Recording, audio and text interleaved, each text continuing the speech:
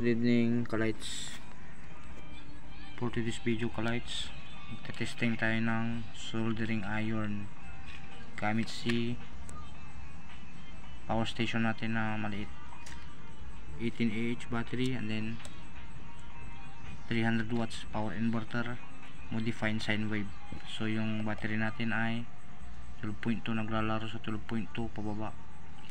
So almost lubat na po yung battery natin, pero test natin kung kaya pa ba niyang painitin tong 60 watts na soldering iron natin yan, kung makakatunaw ba ng lead. So guys, umpisa na natin. So ito po yung plug nya, and then buksan po natin yung inverter, switch on po natin.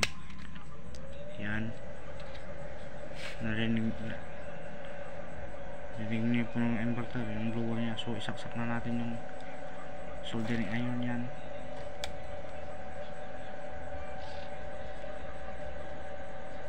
Ayan guys, maghintay lang po tayo kung kaya pa ba yung painitin, kung makakatunaw pa ba ng lead. Ayan, so wala pong cut yung video natin mga kalights. Nakita nyo po na kaya-kaya ng power station natin.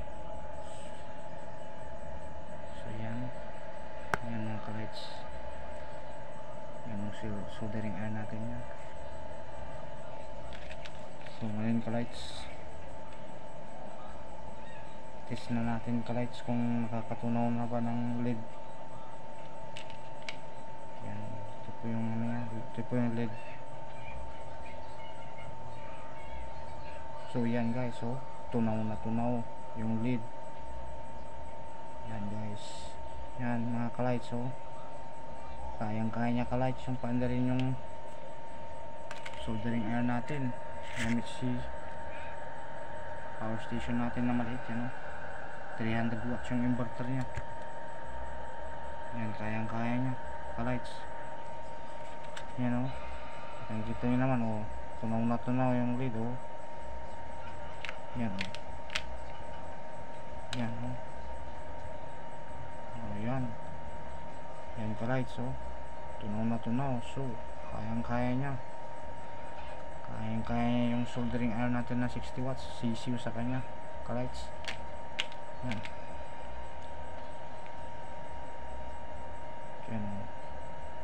yan. So hanggang dito na lang video natin mga kalights. Follow, like and share na lang.